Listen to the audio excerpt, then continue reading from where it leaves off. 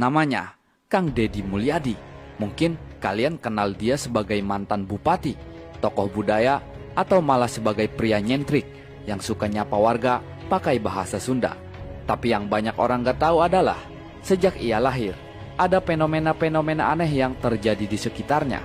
Fenomena yang bikin orang tua, ketua kampung, bahkan para tokoh spiritual bertanya-tanya, siapa sebenarnya anak ini? Apakah ini yang disebut sebagai reinkarnasi karuhun?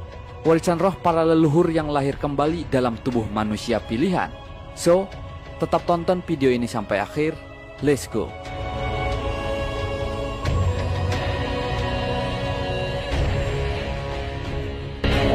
Sahabat Keramat Wali, kita balik ke tahun 1971. Di sebuah desa kecil di Subang, Jawa Barat, seorang bayi laki-laki lahir ke dunia.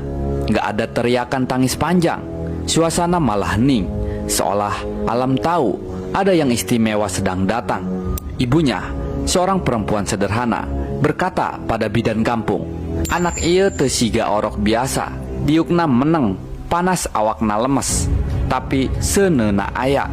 Artinya, bayi itu tenang, nggak rewel, tapi tubuhnya hangat seperti bara api yang nggak membakar.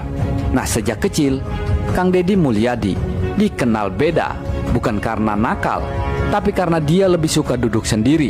Matanya sering menatap jauh ke arah pohon-pohon tua atau batu besar di halaman rumah.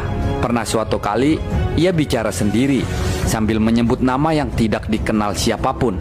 Eyang Prabu, Eyang Prabu. Padahal usianya baru 3 tahun.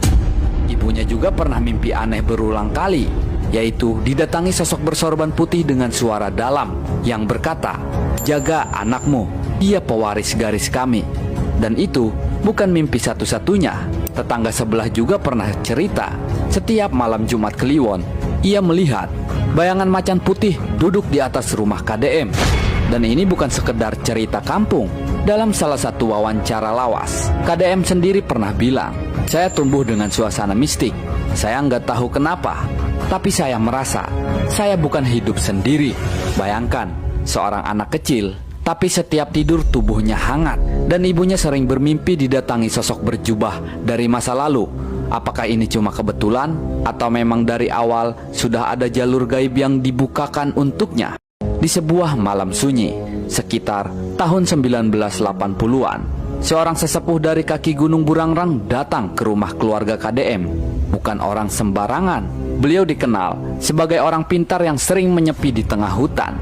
Ia datang tanpa diundang, hanya berkata pada orang tua KDM,